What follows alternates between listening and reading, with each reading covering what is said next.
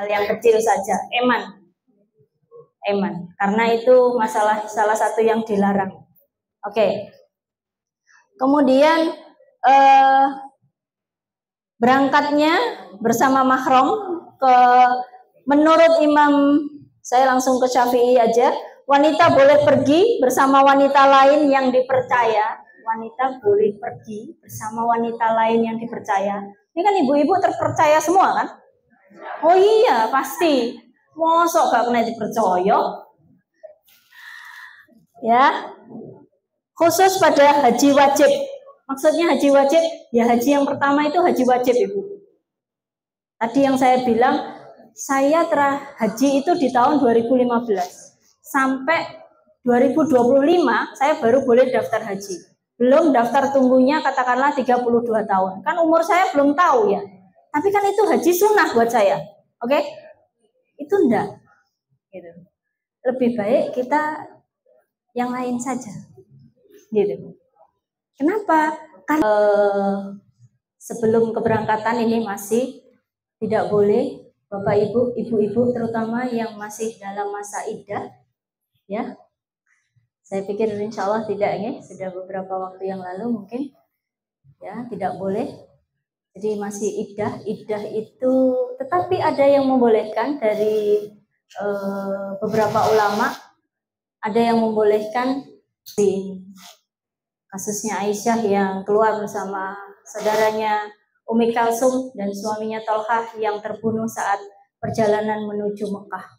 Jadi Aisyah bersama dengan saudaranya itu pernah mengadakan perjalanan, padahal Ummi Kalsum dan padahal Aisyah baru ditinggal oleh Rasulullah. Kemudian persiapannya, sebelum tadi kan izinnya dan lain sebagainya, okay? Sekarang persiapannya menjelang ihram. Ibu-ibu tahu yang maksudnya ihram seperti apa? Ada yang tahu?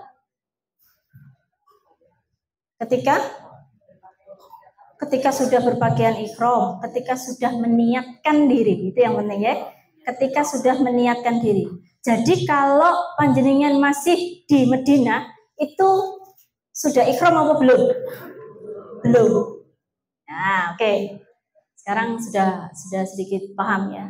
Ketika sudah meniatkan diri, labbaik Allahumma umratan atau labbaik Allahumma hajjan. Ketika itu sudah diucapkan, kan harus dilantunkan ya, tidak boleh di dalam hati. Oke, labbaik Allahumma umratan atau labbaik Allahumma hajjan berarti panjenengan dalam kondisi ihram. Oke. Mandi ihram sama bapak-bapak juga begitu. Itu sunnah saja ya, tidak wajib. Nih. Wanita nifas dan ibu haid boleh mandi, boleh.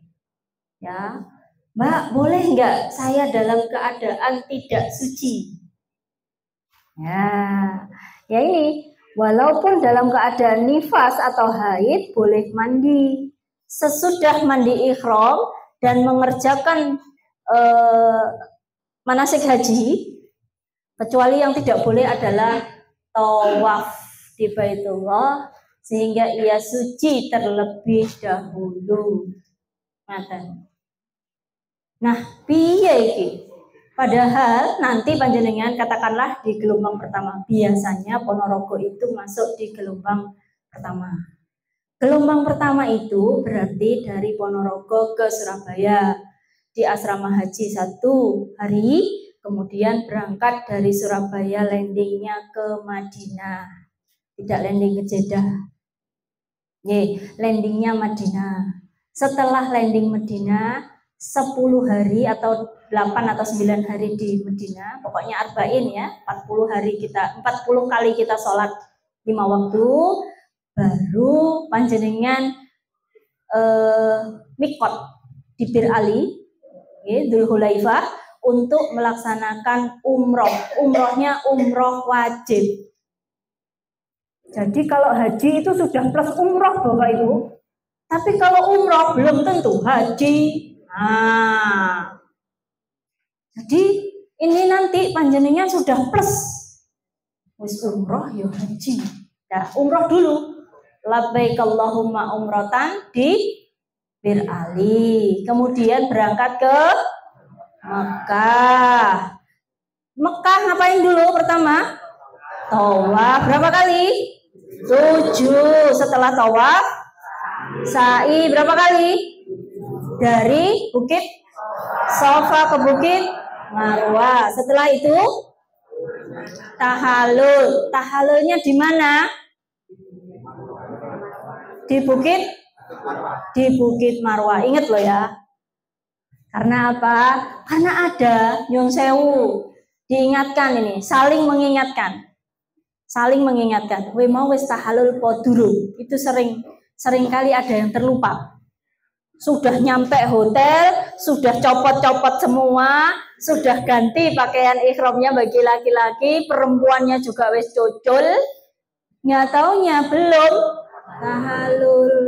Ingat, hati-hati seperti itu. Oke, kemudian mandi tadi. Setelah mandi, pakaian ihram bagi wanita itu tidak boleh memakai selubung muka. Napa selubung muka? Cadar katanya orang. Kalau panjenengan ngomongnya cadar gitu kan? Nikop, Bu. Nikop nutup muka nih. Jadi nggak boleh nih, Bu. Enggak. Masker? Enggak. Perempuan loh ya. Hati-hati nggih. Bu, nah Mbak, kalau nanti di sana itu saya banyak orang, saya sensitif dengan baunya orang dan lain sebagainya, tetap nggak boleh. Ya, hati-hati nggih. Iya. Kemudian satu lagi adalah sarung tangan. Maksudnya sarung tangan itu sarung tangan yang kayak kita kalau naik sepeda motor, rider, pakai sarung tangan yang menutup semua itu nggak boleh. Tapi kita boleh yang pakai selontong tangan. Sininya tetap terbuka. Nah, beda ya. Handsock itu kadang masih menutup telapak, Bu. Hati-hati. Hati-hati. Handsock boleh, asal jangan yang sininya tertutup. Sininya kan ada yang tertutup, Bu. Nggih? Atau sininya. Karena ini dimasukkan, bukan? Iya, hati-hati, nggih. Ini nanti di ini kan. Mbak, boleh nggak kalau saya gini aja? Boleh. Nggak pakai apa-apa? Boleh. Nanti jenengan akan ketemu di sana dengan orang-orang yang sholat cuman gini aja sudah.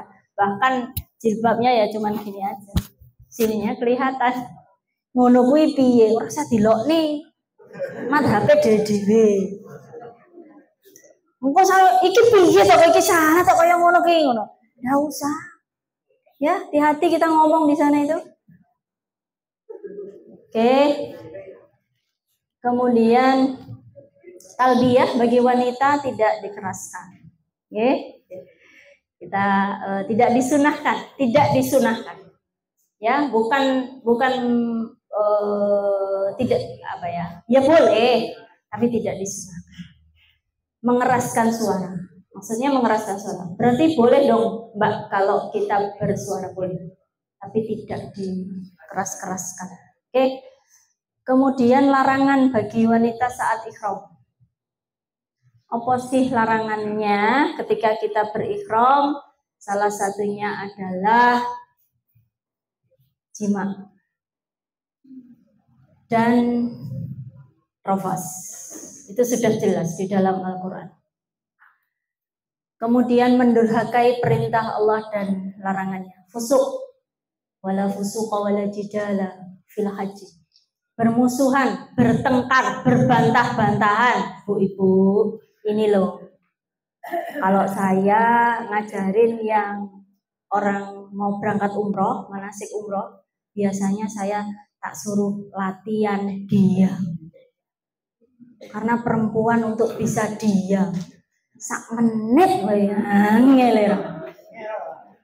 angel katanya bapak-bapak. Nanti habis ini Suami saya ini yang nanti ini yang akan menjelaskan permasalahan-permasalahan apa, gitu ya. Jadi ibu-ibu mau berangkat coba latihan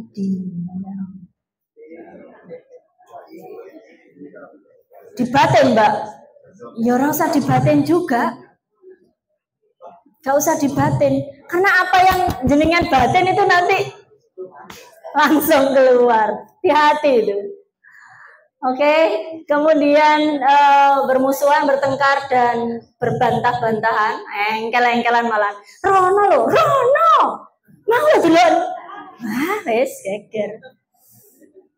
Memakai sarung tangan dan menutup tadi, ya, tidak boleh, ya, menutup semuanya. Kemudian memakai pakaian yang berceluk harum-haruman, ibu-ibu. Jadi nanti kalau mencuci pakaian ihram nggak usah dikasih pewangi. Ngaten. Mbak, lah mencucinya pakai deterjen. Deterjennya kan wangi. Jangan cari deterjen yang wangi. Nah, apa eneng? Ya celupno ngono wae. Oke, kemudian memakai minyak wangi. Enggak, maksudnya itu begini. Kalau setelah ihram kemudian memakai wangi, itu yang tidak boleh, ya. Yang tidak boleh. Kemudian mencabut rambut, hati-hati Ibu. Mencabut beda dengan ketika kita brodoli dewe. Napa mele umur sudah begini-begini ya Bu? Brodoli akeh ya Bu? Nah, kemudian memotong kuku jelas, memotong tumbuh-tumbuhan, metii. Emang di sana ada tumbuhan, Mbak? Ada. Saat ini Nyun Sewu ini sudah bulan Februari akhir. Tapi di sana ini anomali ya. Cuaca di sana itu saat ini tidak karu-karuan sama dengan kita. Kita kan kadang siang panas banget nggih. Habis itu hujan dan lain sebagainya. Ternyata di sana juga sama. Saat ini biasanya tanah suci itu sudah mulai panas. Tapi Februari ini kok dingin masih di sana. Dan hujan. Kan jarang-jarang nggih. Nah, di sana hujan, tumbuh-tumbuhannya pada muncul. Hati-hati, jangan meti kok iki api iki. Kulino. Kemudian menutup muka tadi, niqab. Kemudian menikah, saat ihram yang tidak boleh menikah. Kalau sebelum puncak haji sudah selesai umroh wajib, kemudian di tengah-tengah itu mungkin ada ketemu jodoh di sana, langsung nikah kan boleh. Apalagi yang janda dan duda, ya kan? Wes. Pulang-pulang dapat jodoh. Itu nanti jadi viral. Oke, kemudian memakan daging buruan, mungkin ada yang berburu, kemudian memakan dagingnya dilarang, menangkap hewan buruan, memburu buruan, melenyapkannya, menjual dan membelinya ini juga tidak boleh. Kayaknya apa toh Mbak kayak memburu bareng ngono gitu. Ya siapa tahu kan? Oke, ini yang kemudian berbeda manasik haji perempuan. Ini yang berbeda. Apa sing beda? Sa'i. Nah, kalau sa'i manasik fisik seringkali sama Mas Agus dibilang begini kan. Ayo bapak-bapak lari dari lampu hijau, gitu kan? Ibu-ibu suruh lari enggak? Enggak. Boleh nggih? Bedanya di sini. Jadi di sa'i perempuan tidak berlari-lari kecil. Kemudian tahallul juga begitu. Tahallul laki-laki boleh gundul, perempuan naik gundul repot naik gundul piye, ngaten kan? Jadi berbeda.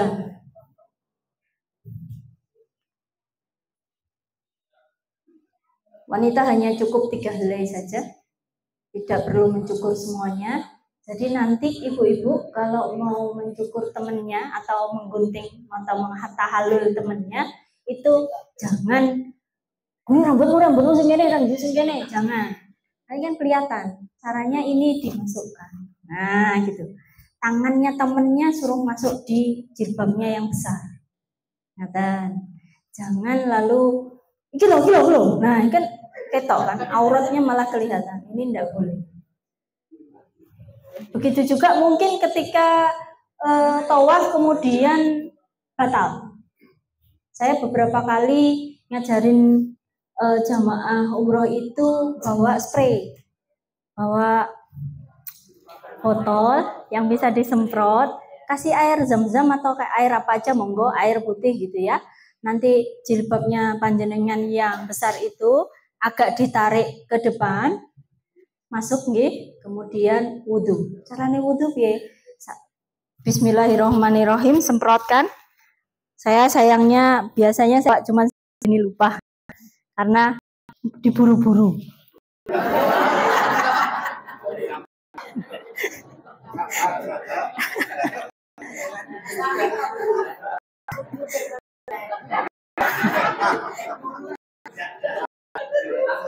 Jadi yang pertama adalah menyemprotkan spray ke telapak.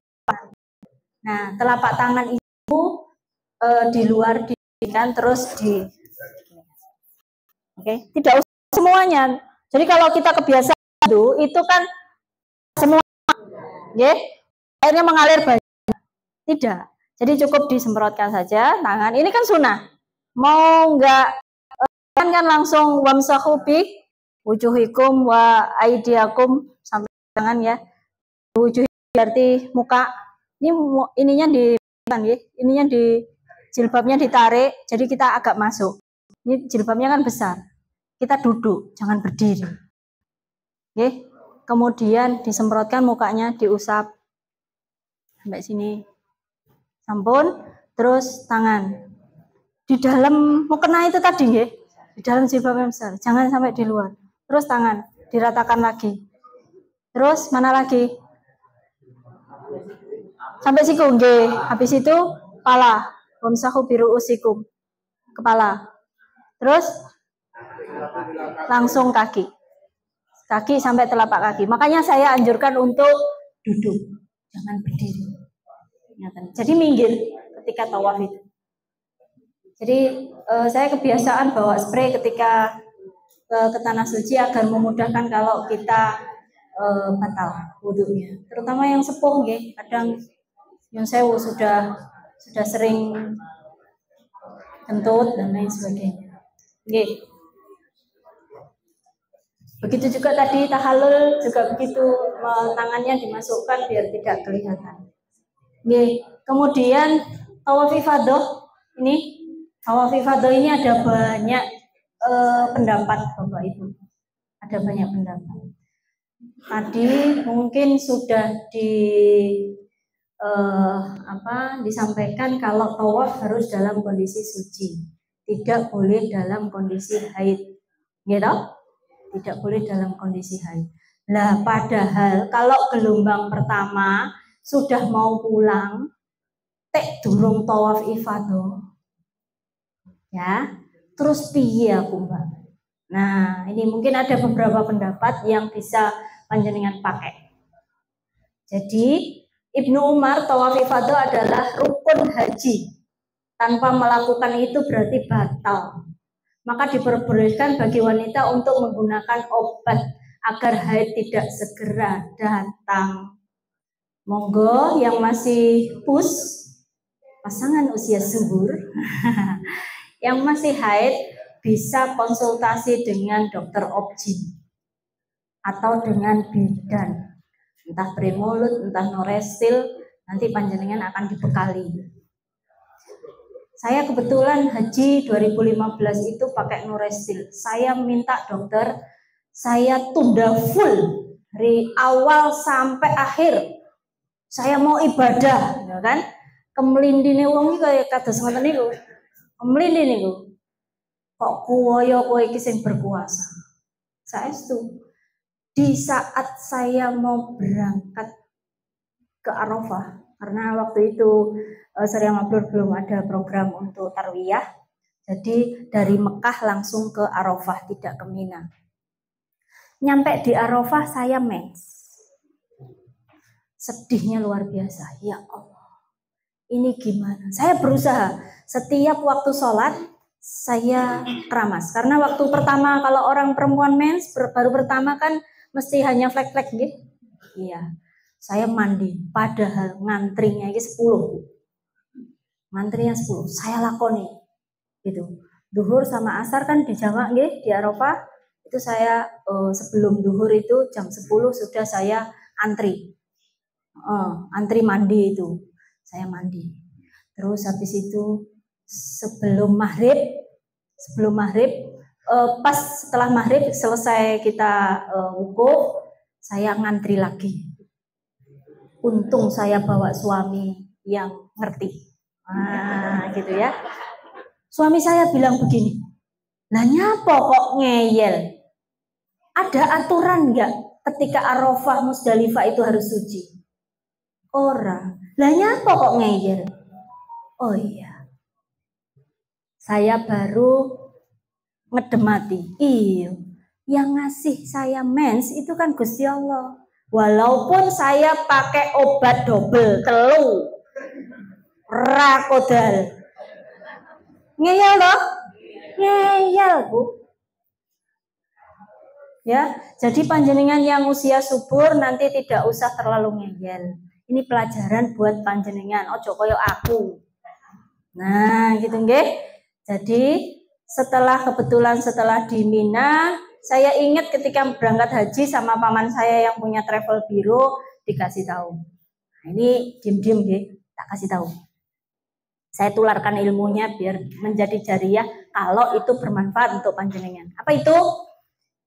Ketika nanti flek itu keluar, obat mau Primolut, Monorestil, mau apapun itu namanya, kalau sudah tidak kodal juga, apa yang bisa panjenengan lakukan?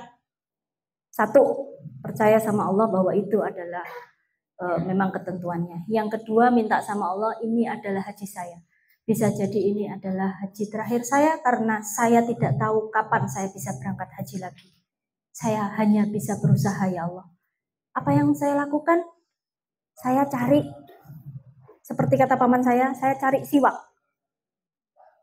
Ya, cari siwak. Siwak itu kayu kecil yang di sana dijual bebas, sak ikat gitu. Nah, karena mbah-mbah sepuh itu kalau di Mina itu bawaannya bukan makanan tapi obat balsem. Awake wis lara kabeh, Bu. Kalau sudah di Mina itu sudah puncaknya orang disorientasi di sana itu. Wis saking kesele wisan. Teman saya ada yang nyon sewu bahkan telanjang ketika sudah wis sampai saking kesele dan ngantrinya juga panjang. Jadi wis luar biasa. Nah, ketika di situ saya ketemu dengan siwak, ada orang jualan banyak. Kalau di Arafah nggak ada orang jualan, apalagi jualan es cao, nggak ada. Saking panasnya tak dodol es cao neng kono ora usah ngoyo ngoten nggih. Jadi di Mina saya baru ketemu orang jualan siwak. Siwak ini saya tumbuk, saya tutui dengan balsem mbah. Wah, milih mbah, balsem mbah. Yopo, nutuki siwak mbah. Ditutuki siwaknya sampai rodo keluar serabutnya. Setelah itu saya rendam pakai air zam-zam. Setengah jam, saya hanya rendam setengah jam. Setelah itu saya minum. Mampet. Ini makanya saya kasih tahu ini salah satu triknya. Tapi percayanya hanya pada Allah, jangan percaya pada siwak. Oke. Saya pernah bicara ini, kemudian ada jamaah yang melakukannya di sana, malah men sepanjang hayat. Ini salah kejadian nih kalau ngomongnya. Jadi maksud saya adalah percayanya sama Allah, jangan sama siwak ini. Jarene Mbak Novi ngono, aku percaya ngono salah. Percaya karo Mbak Novi, musyrik. Oke. Jadi tawaf ifadah ini ada beberapa hukumnya. Ibnu Taimiyah bahkan membolehkan tawaf ifadah kalau memang besok harus pulang, tapi hari ini harus tawaf ifadah. Terus piye? Ya mau nggak mau dalam kondisi haid itu nyun sewu harus pakai pembalut yang tidak bocor, ya, tidak boleh sampai bocor, ya. Terus kemudian melakukan tawaf. Jadi tidak usah berbantah-bantahan. Oke, kemudian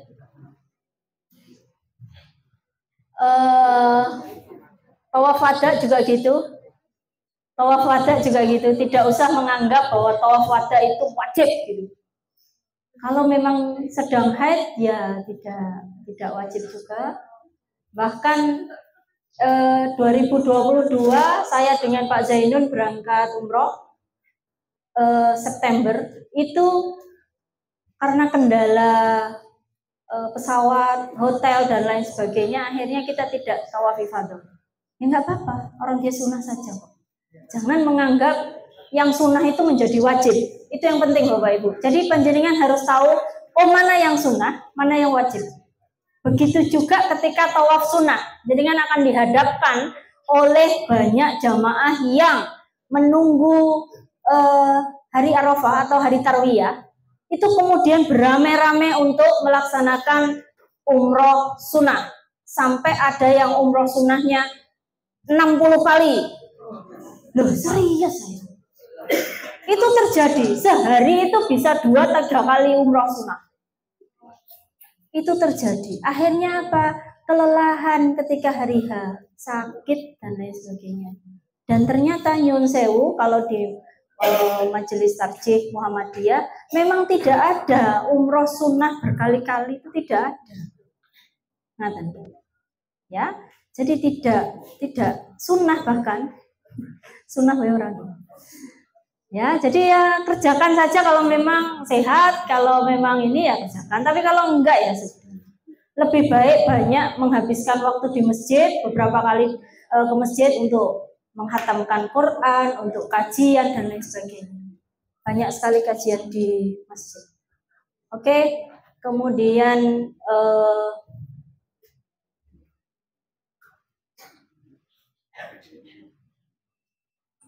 nih,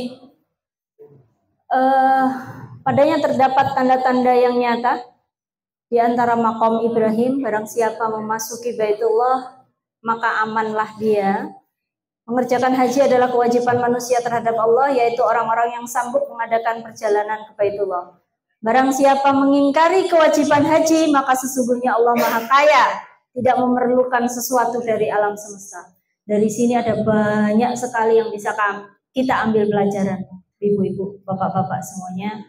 Ternyata kalau panjenengan semua sudah dinyatakan istitoah kemarin, sudah istitoah, segera lunasi. Segera lunasi. Duitnya lo enggak rongene, minta sama Allah. Minta sama Allah. Allah akan memberi. Kalau kita mengingkari,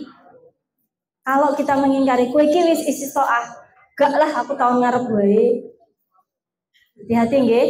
Aku tak tahun ngarep wae. Kok nek wis duite akeh, karena biayanya tidak hanya untuk haji tapi untuk kepulangan itu banyak biayanya, kok tinggi oleh-oleh tinggi, gak usah mikir itu. Akhirnya apa yang terjadi? Ditunda. Iya lah ditunda, tahun ngarep iku sik ana umure. Nek ora, iya lah tahun ngarep itu tidak ada adab Allah. Ya, karena ini banyak Bapak Ibu yang terjadi ketika kita menunda haji, mbosing tiba-tiba lorone. Iya, tiba-tiba dapat loro, tiba-tiba usahanya bangkrut, tiba-tiba banyak hal. Jadi kalau panjenengan memang sudah dinyatakan istitoah oleh Kementerian Agama dan sudah dijadwalkan untuk berangkat, segera. Tidak usah mencari-cari alasan. Kemudian haji adalah kewajiban manusia terhadap Allah. Namun begitu, Bapak Ibu perlu digarisbawahi bahwa kalau memang tidak istitoah, nyun sewu, misal aku ki nabung wit biyen dinggo kaji, tuwek tak daftarne kaji, bar ngono tuwek wis ora kuat kok kon budal kaji. Ya memang haji itu bagi yang mampu. Istitoah itu tidak hanya kesehatan, finansial juga. Sehingga kalau memang ada yang hari ini tidak ditakdirkan istitoah secara kesehatan, jangan bersedih hati. Karena apa? Karena ketentuannya haji itu bagi yang istitoah, bagi yang mampu. Nek wis gak mampu, wis nyun sewu memang tidak bisa secara fisik untuk berangkat ke sana, HD saja, misalkan dia rutin HD, hemodialisis kan sudah tidak istitoah sekarang. Dan banyak hal lagi yang mungkin tidak dinyatakan istitoah. Tidak usah berkecil hati, karena haji itu bagi yang mampu. Bagi jenengan yang sudah dinyatakan mampu, ya sudah, bismillah. Nyatan. Saya pikir begitu saja, tidak elok kalau saya terlalu panjang menyita waktu suami saya untuk melanjutkan materinya. Dan mohon maaf, oh ya, mungkin ada pertanyaan? Pripun, Bu?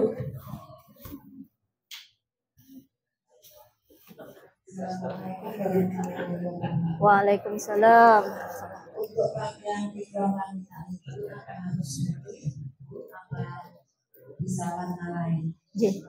Tadi ketika penyampaian ada ketentuan warna nopo mboten? Tidak ada. Jadi mau hitam boleh, mau putih boleh. Cuma kebiasaan dan orang kita Indonesia itu kebiasaannya warnanya putih gitu. Jadi mau hitam semua kebiasaan ini ya, kebiasaannya putih. Jadi ketika ke Mekah itu putih. Tapi kalau di Madinah hitam. Kenapa kok hitam, Mbak?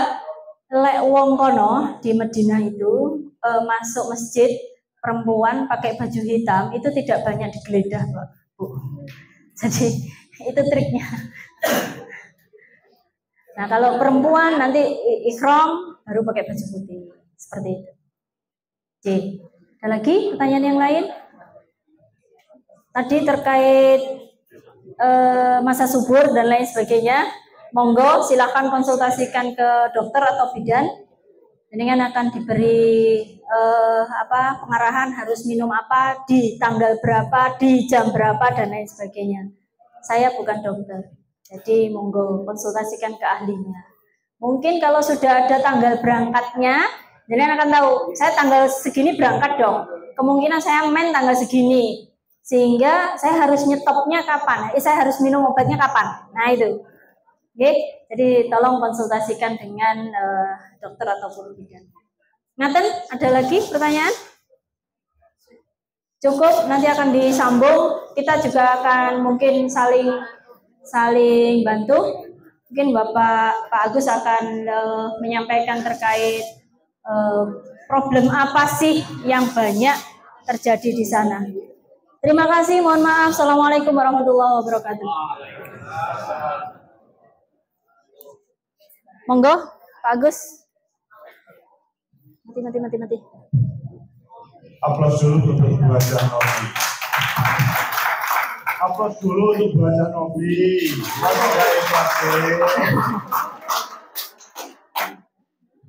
Oke, alhamdulillah tadi materi pertama, selanjutnya materi kedua. Diberi pengantar atau tidak? Oh ya. Saya beri pengantar.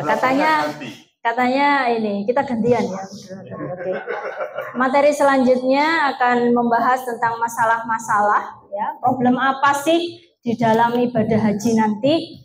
Kita akan bersama-sama mendengarkan dan juga mungkin ada